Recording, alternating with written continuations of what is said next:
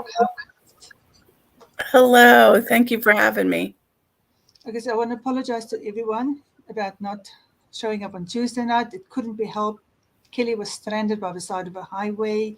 It was just how it is, but somehow we are here tonight, and I hope that everybody's going to get a lot of value from this, and I know they are because we're going to discuss a little bit about your journey, and I'm going to let me just get the thumbnail up there so that we can just read this.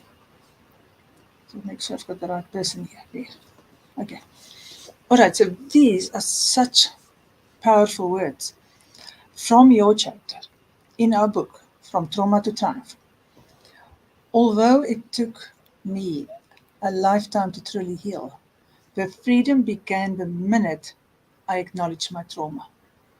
I don't even talk about the rest. Let's just start talking about that acknowledging of the trauma. I mean, like, how important is that? So, Kelly, how did you manage to get to the point where you knew I actually can't normalize it or put it away and pretend it didn't happen anymore, but I actually have to start looking it in the eye? How did you know this? I think, especially because most of my trauma happened as a child, so I didn't recognize it to be trauma. I mean, I knew it was bad and I knew it made me sad, but I didn't recognize it until I got older, and became an adult, and I got free from the capture of of my dad. And when I realized that the way that I handled things uh, were just not healthy. It's just not a healthy way. I'm very thankful that my unhealthy way was just kind of crawling inside my head. I didn't lash out at people. I didn't, self harm. I didn't do anything like that. But inside, I became very stressed and sad. And I realized, coming from a home where, my mom was murdered when I was little, and growing up with an abusive dad, I never learned to regulate my emotions, and I never learned to handle things. And so when I became an adult and I had to handle things, my excitement days were like, if I was excited, I was like hyper off the wall excited. And when I was really something sad would happen, I would be on the opposite end of the spectrum. And I knew that wasn't a healthy way to be. And I started nursing school, so that helped me realize. But it took a whole lifetime to realize what I needed to heal from. But once I recognized that the trauma that I went through as a child, and the sadness that I felt, once I realized that I had control over my life now, because I think sometimes trauma steals that from you, steals that control, and makes you feel so out of control. Um, you feel like your life is not your own, and you Yeah, just feel I like. love what you're saying because you didn't learn to self-regulate as a child. So most of us don't understand that our parents' job in bringing us up is not to make little mini-me's or get us to behave the way they want us to behave. They have to teach us to self-regulate. And self-regulate is not scare the bejeebies out of us. Exactly. Self-regulate is teaching us to be really real and authentic in our lives and have choices and make age-appropriate mistakes, learn to handle disappointment, Yes. learn to handle it if a goldfish dies. We're supposed to go through all of these things and step by step, age appropriately, learn to regulate our emotions. It's so important. It's extremely important to do that for parents to help their kids go through stuff, and not, just fix everything, but help them. When I was in going to therapy, I had said to my therapist, that I didn't want my kids to suffer through a divorce that I was going through. And the therapist said, the difference between your kids growing up and the way you grew up is that they had you. And I think that's important for parents to understand, that even though, there are hard times, there are things that are sad, you'd love to save your kids from every heartache, but sometimes you can't. And the best way is to teach them that it's okay. It's okay to be sad. It's okay to feel things. It's okay. Things will get better. And, just to cry and let them, hug you and cry and be sad. Now, I can say that now. When I was raising my kids when they were really little, I didn't want them to cry. I didn't want them to be sad. I was such a sad child. I just remember always feeling sad. That was really the only emotion that I could have. And I had that inside my head. I wasn't allowed to show it, but I was always just sad. And I never wanted my kids to experience that. So I went out of my way to correct every problem that could possibly happen. And what I realized, luckily, through becoming a mental health nurse, that you can't do that. That you have to let them stumble.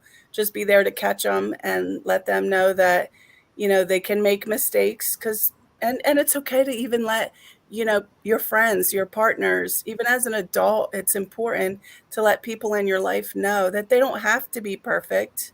That it's okay to be sad, it's okay to healing happens. You have to, like we were talking about, you have to recognize it, and then you have to get therapy. I'm a big believer in therapy. I think therapy is super important to learn. But I was thinking, as I was planning for today, I was thinking that the steps that I was talking about with Before we healing. get to the steps, Okay. Okay. I just want to, for me, it's interesting because in your book and in our summit conversation, you have described how your dad wasn't allowing you to look sad too, but from a whole different point of view. And then you are Yeah. not allowed to look sad and you hide all sadness inside you. And then you actually repeat it from a love preventative point of view. You repeat that same pattern with your children without realizing you're repeating a pattern that harmed you. But, Yes. So yeah. but you did it, yeah, you did it with the greatest love and not from the way that he did it, which was very selfish about himself. But you did it from a point of view of, I don't want them to feel sad like I did. Exactly.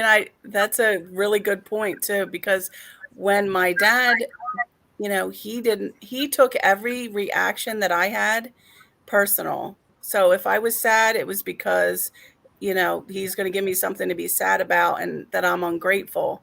And if I was mad, he could show me that he could be madder than me. I couldn't even be happy, because if I was happy, then I did something wrong, that I was up to something. That So I learned really that no emotion, I still felt it. He couldn't take that away from me. I mean, unfortunately, in my head I still felt it, and in my heart, but I could not I wasn't allowed to verbalize it. I wasn't allowed to.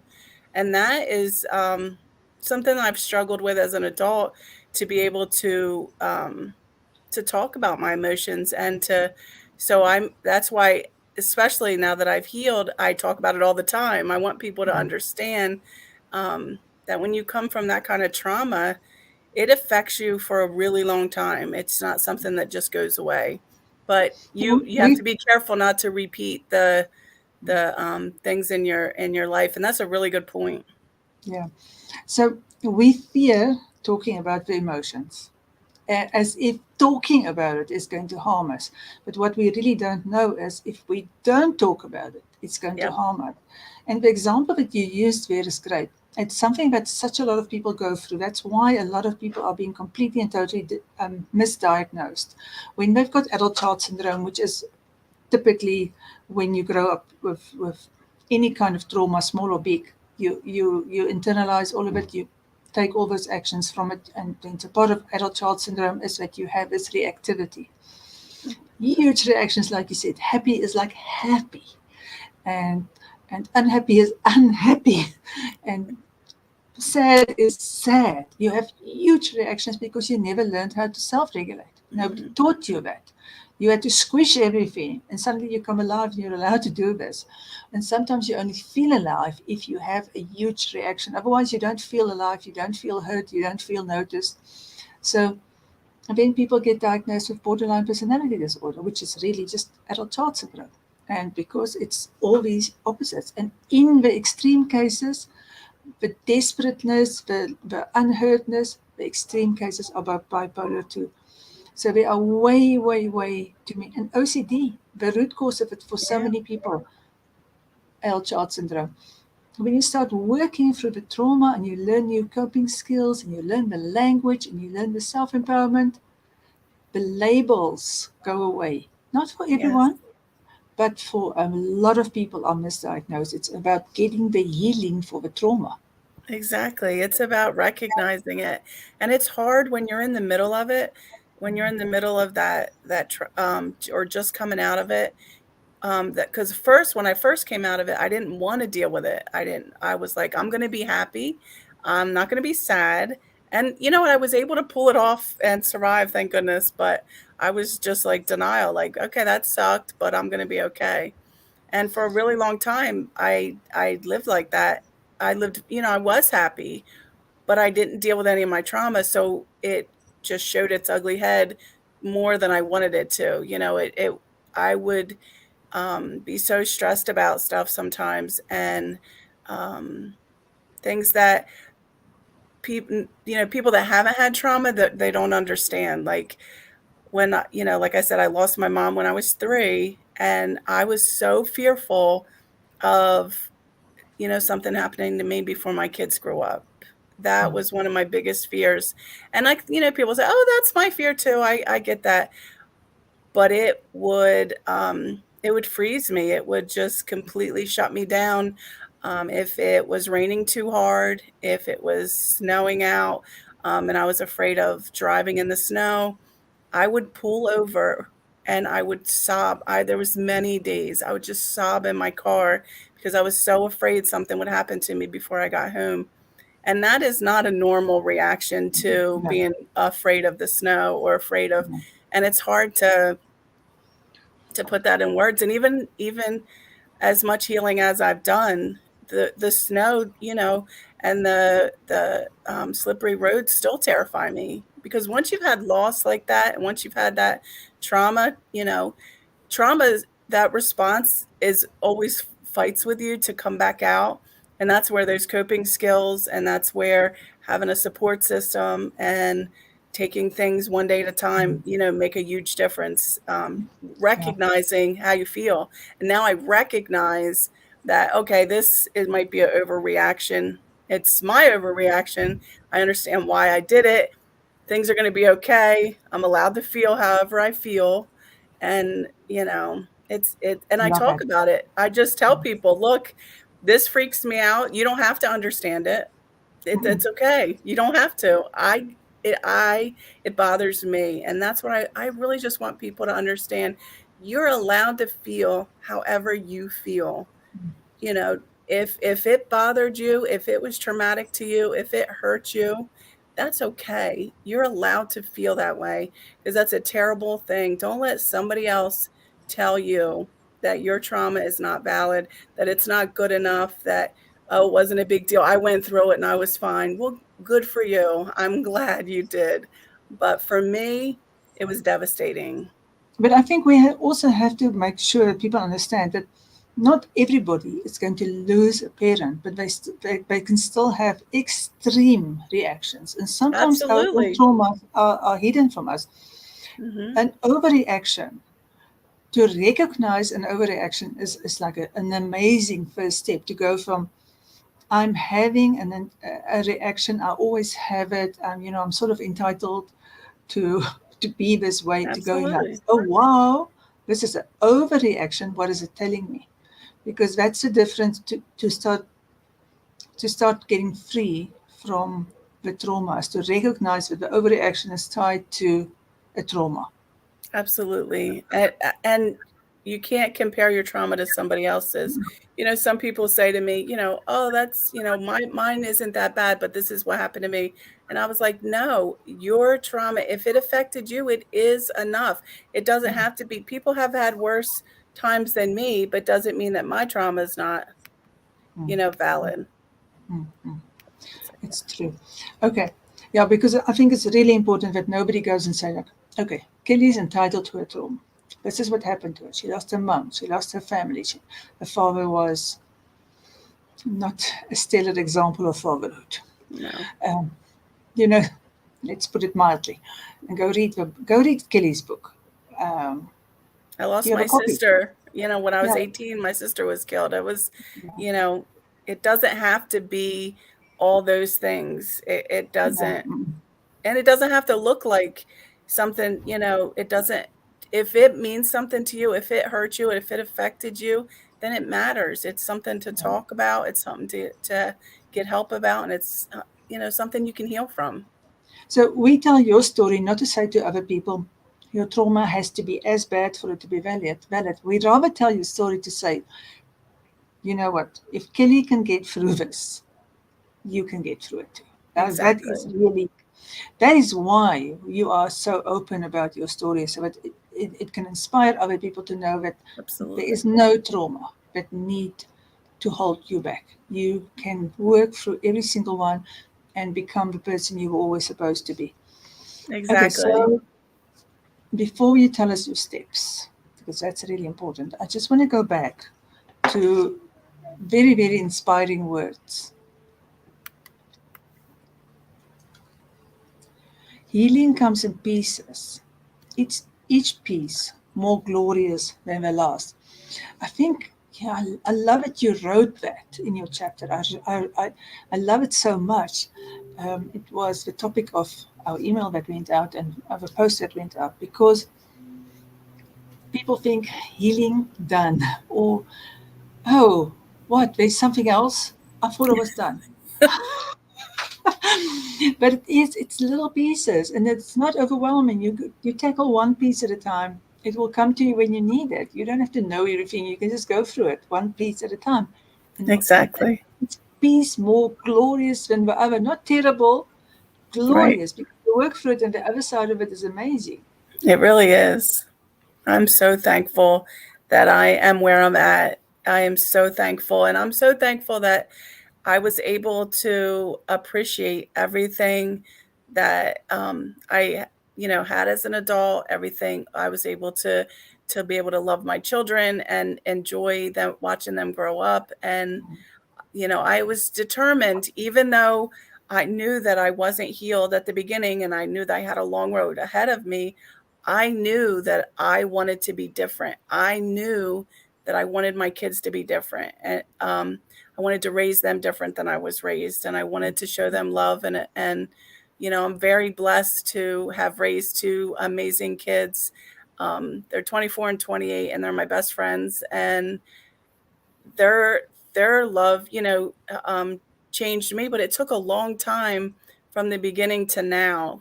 And I feel like once you completely heal, you have like a superpower, because it's like I don't even know how to explain it. Like people are like, "Aren't you upset about that? Aren't you?" And little things do not bother me at all. It's like Yeah, I've been through rougher stuff than that. I'm gonna be all right. So yeah, you know what I call it, Kelly? I call it grace, because for me, grace is knowing that I have a strong core that I can go back to. I can go through the absolutely. shitstorm, whatever the shitstorm is today. I'll Yep. go through it. But at my core, I've worked through so much and neutralized so much, and I've come to love and accept and appreciate myself so much that I have a lot, and I have a lot to give. And I can always go back to it. The shitstorm will pass. Exactly. And that's so important. And that's why I teach people about self love. It's so important to accept yourself for who you are. You don't have to be perfect. You can have made mistakes during your healing. It's so important to just love yourself and know that you're worth it. You don't have to. I mean, I've had people tell me, oh, it couldn't have been that bad, or I knew your dad and he wasn't. And it's like, if you knew, then you probably would have done something about it. It's okay if you don't get it. It's okay if you don't understand my trauma. I understand it, and I'm okay with it. And I think that that's part of the biggest part of the healing process, is being okay with yourself and loving yourself enough to just keep fighting, because Yeah, I quitting think is you're right. never an option. Kelly, you raise a very important point here. People don't know what's going on inside people's hearts. We all you can have people pitching up and showing normal to the world. We are together. We are, we have this front that we show the world. And terrible things happens behind closed doors. You cannot ever judge anybody. You cannot you No. cannot assume that anybody has a happy family because that's what they present to the world. You've got to be very aware of the little clues. There are little clues always. Yeah, and just because somebody's nice to you doesn't mean they're not an abuser to their family or to somebody that they're in a relationship with. Abusers are pretty tricky, and they can present, my dad, he couldn't really present he was a crazy kind of dude anyway, but nobody had any idea what was going on at our house. I would hope they didn't, or yeah, and I don't, it just there's some things you can control and some things you can't. And I can't control what happened to my mom. I can't control what happened to my dad. I can't control what happened to my childhood. All I can control is today and tomorrow, and that's what I'm doing the best that I can do. I'm handling things the best that I can handle, and I'm doing that with grace. Okay, now let's get to the steps. Okay. I was thinking about it, and I was thinking, when you first really start recognizing that you had trauma, it's not like you're sitting and you're going, oh, that was traumatic, I think I need to work on it.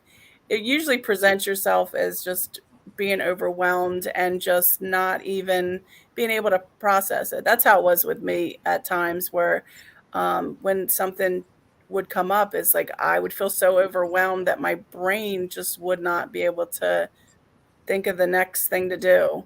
And I always think about it as being in a dark room, and just being able to see like the crack of a door, but you can't see what's between that and the door. And you just feel like you're frozen. And things are so overwhelming that you feel like everything is out of your reach. Any kind of control is out of your reach. So, what you have to do is just one step at a time, one tiny, tiny step at a time. Find somebody that you can talk to. Some people don't necessarily have anybody in their family or friends, or that they can actually talk to something personal like that.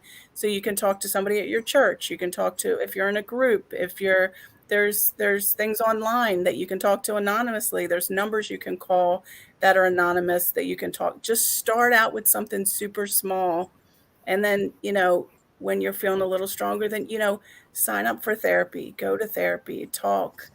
But know that the beginning is going to be just chaotic. It's literally just like throwing your life up in the air, and it's going to fall down, but it's going to fall down in a different place. It's still going to be your life, but it's going to be in a different place and a more controlling place. And you're just going to make one step at a time until you get to that door and you're able to open it and see the light. And then once you step out, once that healing happens, and it's a process, it's a just a small process.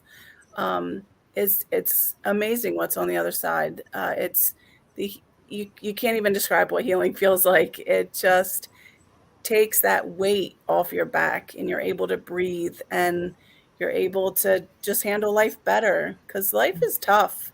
Life is tough. Like yesterday, being stuck out in the middle of with cars flying by me at like 80 miles an hour, and it's scary.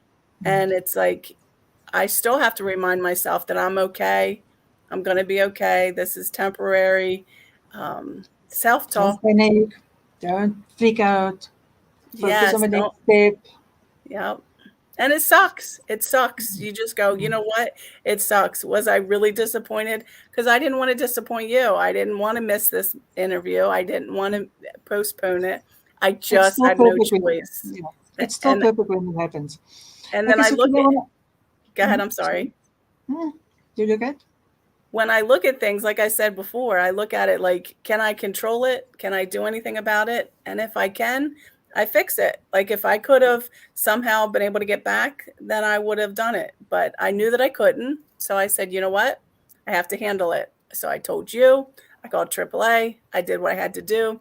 I was still freaking out a little bit inside, but I knew that I would be okay. I'm safe. I said to my daughter, I said, honey, you're safe. I'm safe. That's all I care about. I don't, the car will figure out. You see, it's a thing that people don't understand. It's that immediately accepted, not like Kelly, get on your phone. We will do a Zoom. Like we make this happen. We're gonna force this happen. We have committed to this. We are not allowed to change our minds. You're not allowed to have a problem. Your car is not allowed to break down. We cannot disappoint people. Like how how do we go through life with those rules in our heads instead of going like, okay, shit happened. You know what? Yeah, How do we handle this? Accepting it happened is the shortcut. It's like really absolutely. accepting whatever happened and then taking the next step. Okay, what can we do? Hi, when are you available? Can we do this tomorrow night? Sweet. Just an email out. But we can have huge overreactions if we are unhealed. It should be like that. That's our language inside our head before we get healed. It should be like this. It shouldn't be like that. Somebody's doing something to me. No, Kelly is on purpose sitting next to the side of a road to make my life. No, you know what? When you get Exactly. healed, you don't have that nonsense in you anymore. It's like life just becomes easier, like you say. Um, And an important thing is too is that I try to teach people that you can control how you react. You can't control how somebody else reacts. So if I mm, tell you, I'm sorry, this is what happened to me, and you were graceful and you were kind and you said, I want to make sure you're safe. And that made me feel better. And I was like, I knew I liked her. But you could have acted different. You could have been angry. You could have said things. You should have, I'm not working with you anymore. But that's your choice. And that's how I feel about things. If you choose to not deal with me, or if you choose to not accept, whatever I have going on, that's okay. yeah, because I'm learning if that I, I am not gonna accept people to treat me, yes, a certain way. I do the best that I can do, and I need you to treat me that way. So if yeah, you it's come very at me, important. It's yeah, very I'm not important doing it. because you get all kinds of people. People can have all kinds of different reactions, but you get the tribe that you deserve. That's what we Absolutely. have to remember. If you then decide I am going to keep on hanging with this person, then you are getting the tribe that you deserve. And if you decide, no, no, no, this is not the kind of people I want to have in my life. But the minute you start being different about the kind of people you want to have in your life, you just attract better quality people into your life. It's amazing. Okay, I It's want the to ask you another question. okay. All right, so when you started doing your nursing course, did you get eye openers from seeing other, from your training and from seeing other people? Did you suddenly start going like, oh, what? Or, but for the grace of God, there goes I. Did you start Amen. realizing that it actually pertained to your life? Was that a help for you on your healing journey?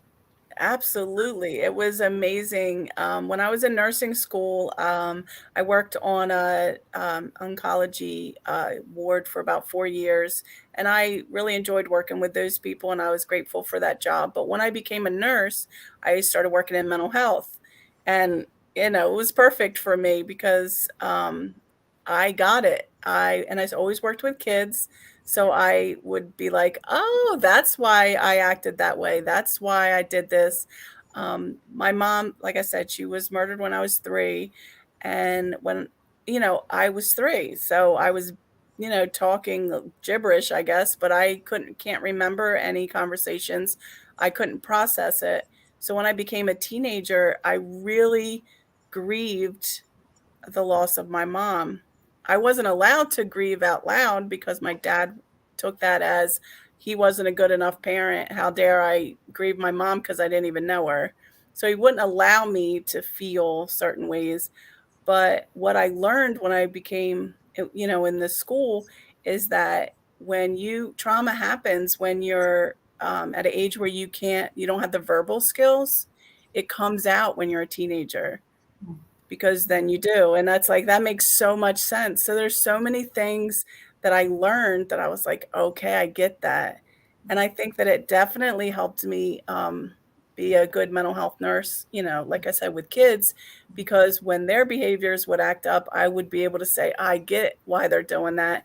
and I would be able to teach, maybe the people around me, like, hey, could be why they're acting this way, or this is how I felt when it happened to me. Because people just don't realize the trauma of being afraid. I literally grew up from the time when I lived with my dad from 6 to when I left at 21, afraid. I was afraid every day because I never knew. And if you can imagine what it would feel like to literally be fight and flight every day and not be able to do either. So as an adult, I had to deal with all these feelings. So learning about it in nursing school and then living it by being a mental health nurse for 25 years, I learned a lot, and I healed a lot that way, actually, by learning that, you know, that was crappy things, crappy things that happen. One of the this is just a side note, but when I did my first rough draft of my book, I took it into people that I worked with that I respected, and I said, let you read what I wrote. And I'm thinking, I knew that it was bad. I had a bad childhood, but I didn't really, it was normal to me. So when people came in, they were like, did you really go through all that? And I'm like, yeah. And they're like, that's not normal. People don't go through all that stuff. And I had to realize, like, okay, that it was a big deal. And somehow that gave me like permission just to be sad about it instead of just having to get over it all the time. It just let me be sad and realize that that did suck and that was completely unfair. And that makes me super proud of who I am today. It makes me super proud of being able to raise kids. And that's why I just want to let people know that you don't always have to, that trauma does not have to own you. Hold on a second. I plug my computer in. Ah, I That happens unplugged to me it. all It the came time. out. Hold on. I don't want it to die. No, go, you get carry on. So I will continue talking. So we do that thing. We Sorry about normalize, that. yeah, especially as children, we normalize our life. We don't Hmm. realize. Even grown-ups do that. Grown-ups in abusive relationships, they don't know anything else, and they like this is normal. They don't understand the abusive elements of it. This is Hmm. normal, especially if they grew up with a lot of trauma. It is normal. So Yes. that's what we do. And like you say, some of us are relentlessly happy. We are not supposed to be anything else but happy. And the whole family must be happy. Otherwise, somebody's unhappy. So we are just happy. We just Yes. edit out every other feeling. It doesn't exist, but it does exist and it's underlying. Let's talk about something else. Trauma informed decisions. So I want to talk a little bit about. So now you are a young adult, you come out of this, you come into the world, and now all of a sudden, as an adult, you have to start making decisions. You have to make decisions about life choices for yourself, about finding a spouse, a mate, a relationship, and then eventually how to bring up your children. So if you look at, I mean, because I'm like this advocate for please, in heaven's sake, everybody just please go and get a little bit of mental health training before you start doing all these things. Let's like normalize it so we can go on life prepared courses and learn all this stuff because we can't keep on repeating all this trauma generation after generation. We're now in an era where we can start saying, have like a badge and say, I did my mental health training. I'm ready for life. I Yeah. like myself. I love myself. I respect myself. I'm not going to make trauma informed choices anymore. Like a trauma informed choice can be, I choose this person for my spouse. Um, for me, making any decision as a young adult was really hard because I could not make any decisions as a kid. I could not, no matter like what color I like, any decision I made as a child was based on how that was going to affect my dad. Was that Mm. going to piss him off? So I didn't have an opinion about anything. I only liked things I knew he liked. I didn't have, I just didn't learn like a normal person because every decision I made was based in how I was going to not get hurt. So as an adult, all of a sudden I had to make decisions, and I wasn't a follower. it's very strange because I was never a follower. I've always been very independent because I had no choice. I had to learn how to be stick up for myself pretty early. But as far as doing things, it's like whoever else is in the room could be the leader, and I'll just do whatever. And I didn't do it like I didn't even realize I was doing it. I just was like, that's normal. Okay, you do it. And because I'm probably going to do it in my head, I'm probably going to do it wrong. I don't know what I'm doing. And I never had the confidence in myself. I just, I needed somebody else to tell me what to do. And once I learned that I am enough, I am smart enough, I can figure things out myself. I have to trust myself, and that's so hard, and that's an important thing to learn too, is to trust yourself. And I'm not always going to be perfect, I'm not always going to make great decisions, but I have to learn how to trust myself. And I based every relationship, um I just felt like I was wrong. Like, the reason you're upset, the reason you maybe don't like me, the reason I would everything that went wrong, I would take on my back. It would be my fault. Everything that went wrong, and even if it wasn't my fault. And luckily, like I said, I was very blessed to work in the mental health unit, and my boss was a very smart man and a therapist, and he said to me, "Kelly, you do not have that much control over the world. That everything that happens is your fault." And I really thought about that, and I was like, that was profound to me. It's like, okay. So would always say, I'm sorry, I'm sorry, I'm sorry. And they're like, you're sorry for what? So it was very hard at the beginning to make decisions. When it came to my family, when it came to my kids, I'm really, really blessed that I didn't have that same I'd always just clicked when I became a mom. Again, I wasn't perfect. I just love my kids 100%, and every decision I made, I tried to make based on how it would affect them, and I'm very grateful that I did that. But my relationship with other people was not the same. It was easy to take advantage of me because I had relationships I was in before that would basically say, you don't know any better because of the way you were raised. Oh, I came from a nice family, you didn't, so you just don't know any better. And I thought, you're probably right. I don't know, but I didn't realize that. And it's like, after a while, you start realizing, no, that's not true. That's not true. And it takes, it's a lot to learn how to find your voice. That is what I'm talking about. When when you have to go out as a young person and start making relationship choices, it's really hard because in the beginning you meet someone and they're like all over you and you're so amazing and you feel so good about yourself, and it looks like this person just love you and accept you for who you are. And it looks like that. And it's not Right. always like that. And when we don't feel good about ourselves, the first time this person wants to change something about us, when or tell us we're not good enough, we don't have that pushback because inside ourselves we don't know that it's our job to teach somebody else how we want to be treated. We don't know to say to somebody, don't change me. If you don't, 5 minutes ago you were like, I'm so wonderful and you love me the way I am, and now you want to change me. So make up your mind. Do you like me the way I am? Because this is who I am. But we don't have that confidence to say, this is who I am. Mm-mm. We're somehow in this habit of changing ourselves for other people. And that's part of making the trauma-informed choices, where we go and we make choices that are not that good for us because we don't know that we are good enough. And then we stay in situations because we don't know that we're good enough and we don't have that pushback. Exactly. And people that are abusers or whatever, they take advantage of that. They see the person that doesn't have that self confidence, and they start out slowly. They start out with all those things, like you said, you're amazing, you're wonderful, you're great. Mm.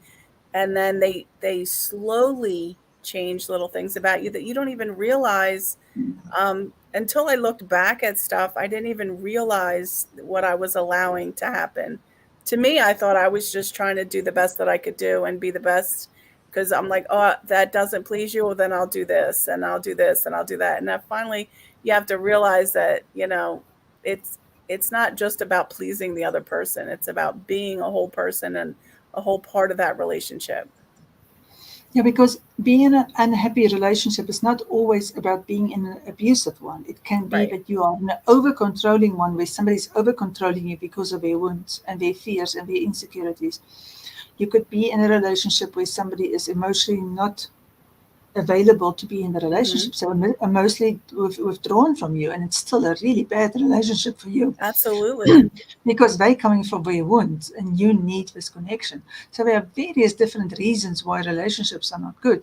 The problem is that if we have a trauma informed upbringing where trauma shaped how we look at life, we are more likely to overlook a whole lot of stuff, and Yeah, we are more likely not to know our own worth, and we are more likely to be people pleasers and to stop people from abandoning us by abandoning ourselves. that's true. And when you feel like you're not, that you're not good enough and you want people to accept you, so then you go, well, I'm not perfect, so they don't have to be perfect. And I truly believe that people don't have to be perfect. I don't want somebody that's perfect. But there's a fine line between just being yourself and being abusive or being controlling or being, emotionally unavailable.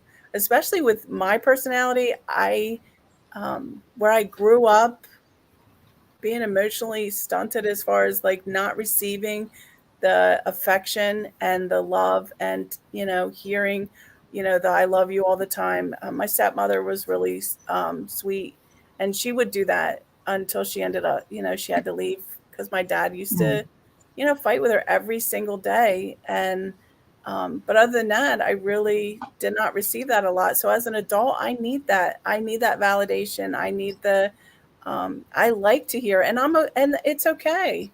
That's what I need, and I'm very forward with people. Like this is, I'm very. If you know me, if I like you, you know it.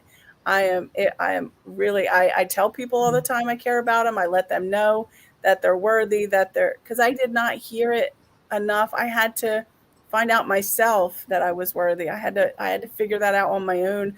I didn't have somebody telling me, and I like to be the cheerleader to let other people know. And luckily I was able to do that since I was younger. I'm always able to correct and try to help other people and try to love other people. And I kind of left myself struggling a lot.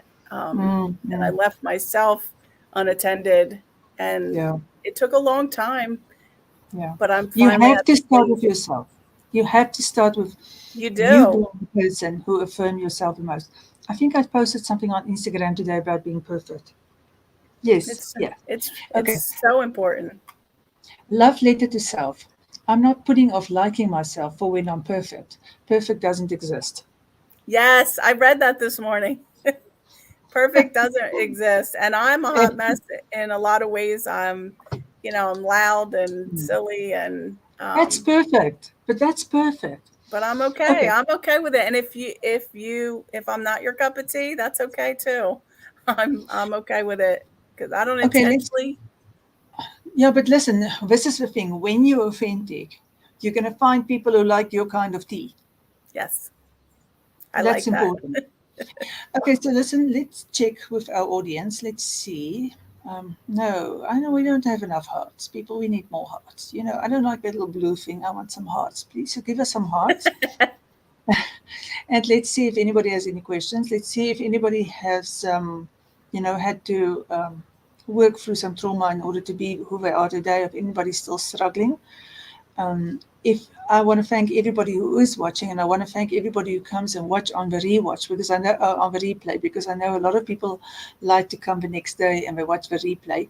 So if you are on the replay and you are commenting, please know that we'll come back in. We'll come and say hi. If you have any specific questions, we will definitely come and answer you. If you need a hug, we'll give you a hug. We love hugs, don't we? Absolutely, absolutely. So all right. So let me see. Okay, Facebook user, who's this? Now I don't know why, but there's some free hearts for us. Look there, Oh, we that's like good. us. We like You that can for have to tell sure. us who you are. Okay, And also, we're going to ask that people, please, please, please share this. You know, if somebody who's very overreactive, please share this. If you are aware of somebody who's had trauma, but they're not actually working through it, they're sort of ignoring it, please share this, because our biggest aim, I know this, I can speak for you, Kelly, it's our biggest aim is that people don't get burdened by something that they don't know how to work with. Because if we just push it away, it is still going to come out somewhere in our reactions or in our health, definitely, for sure. Absolutely. Oh, this is such a good question. Now, okay, survivor syndrome. Well, so I'm assuming you are referring to, because there's various things. So the one is when, like you and your siblings, you all have a traumatic bond because you had to stick together because you were the survivor. So that's one part of survivor syndrome, is when you stick together. And then you were pulled away from him, so you had an extra trauma about it. You were separated from your safety zone a second time. But you keep that traumatic bond as an adult until you become aware of it. And it's really, really hard. People grow up in families like that, where, say, the dad's an abuser and the mum and the children form this little Alliance. little alliance, and they are traumatically bonded.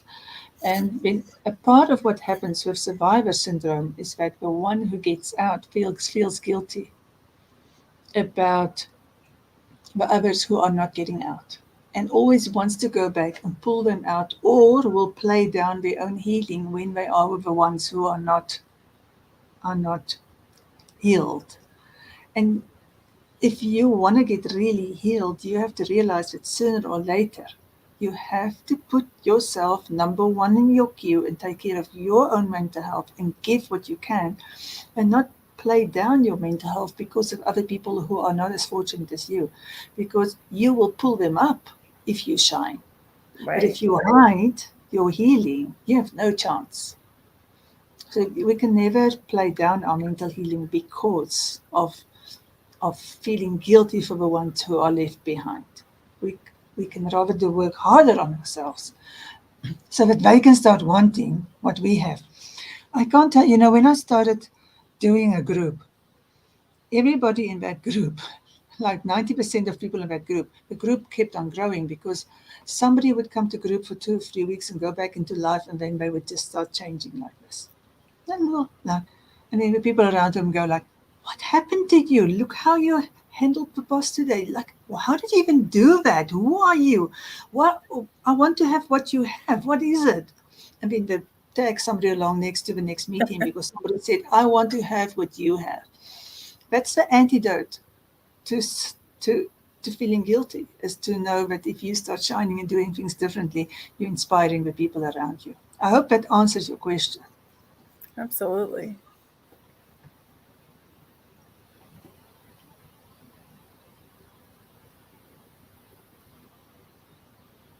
Mm, Yeah, that's got to be hard. yeah, I'm sorry for your loss. That's really hard. yeah. Mm, that's really hard, yeah. And sometimes life isn't fair, and Mm, get dealt such a big blow. That's a huge trauma right there for sure.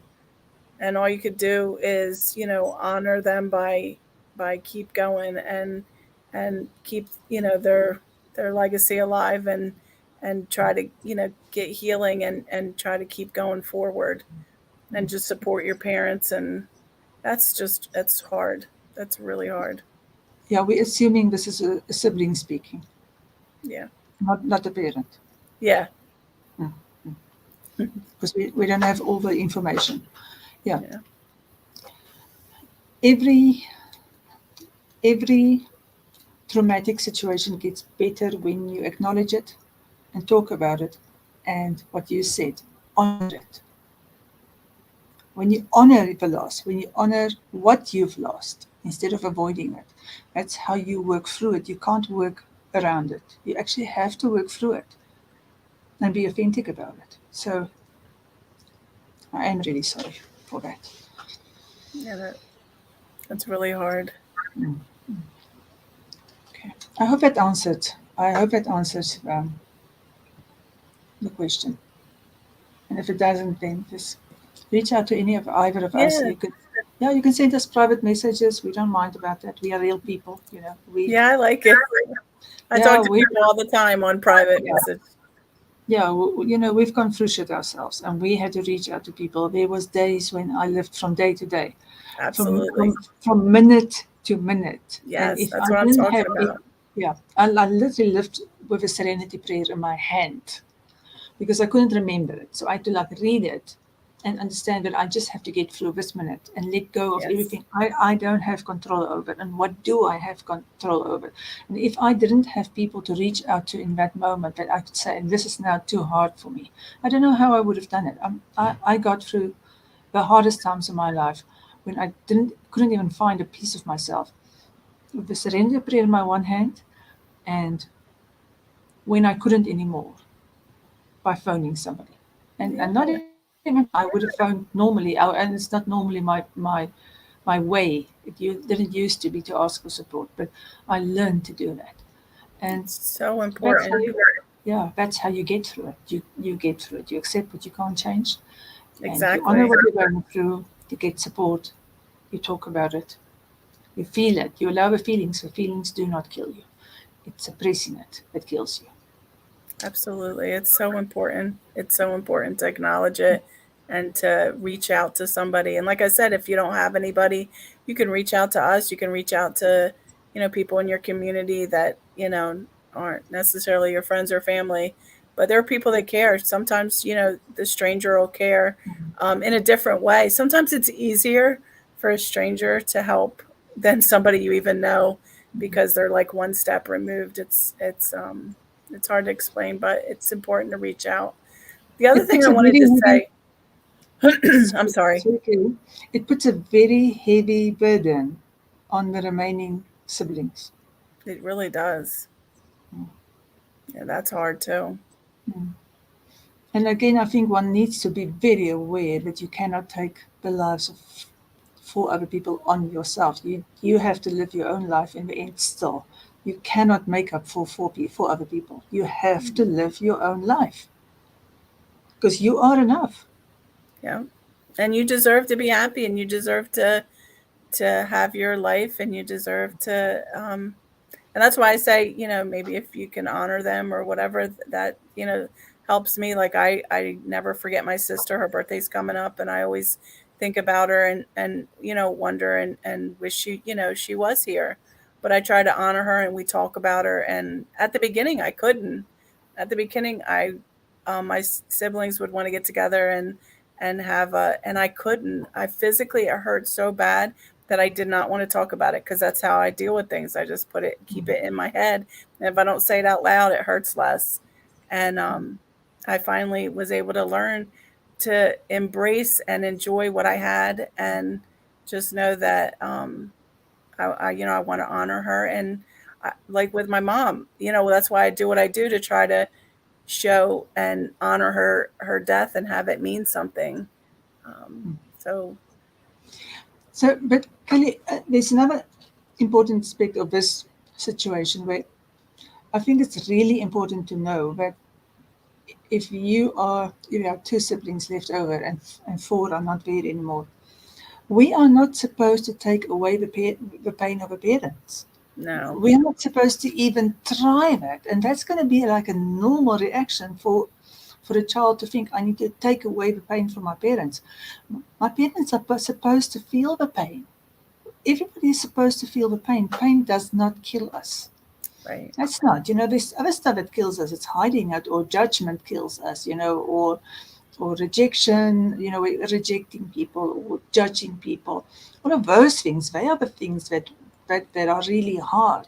Pain is something that we just have to feel because the pain that we are feeling because of a loss is the honor for that person.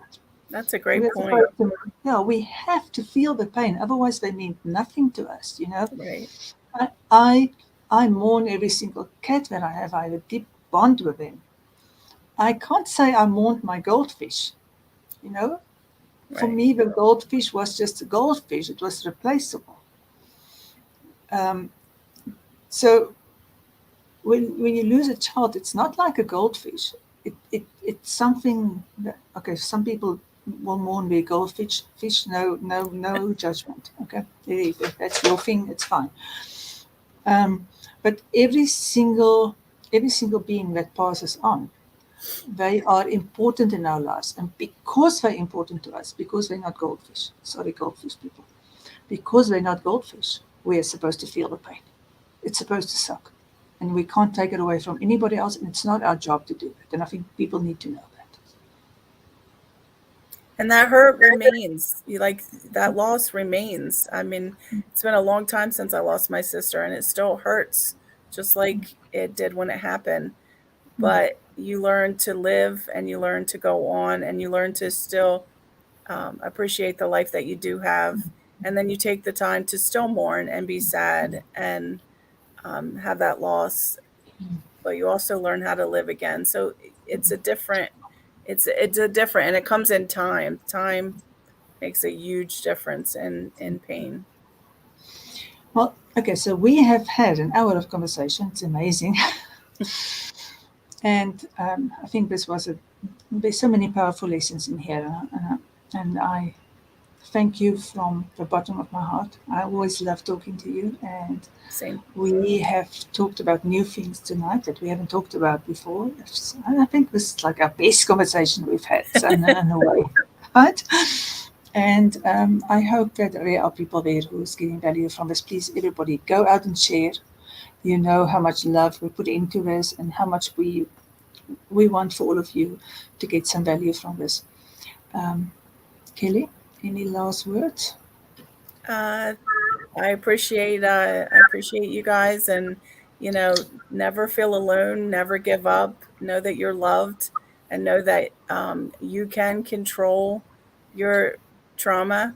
At the beginning, it's hard, but you can learn to deal with it. It sticks with you, but you have it once you get a hold of it. It's a lot easier to go through life. So thank you for having me, and I'm really proud of this book, and I'm proud of the authors Oh, that have. yes.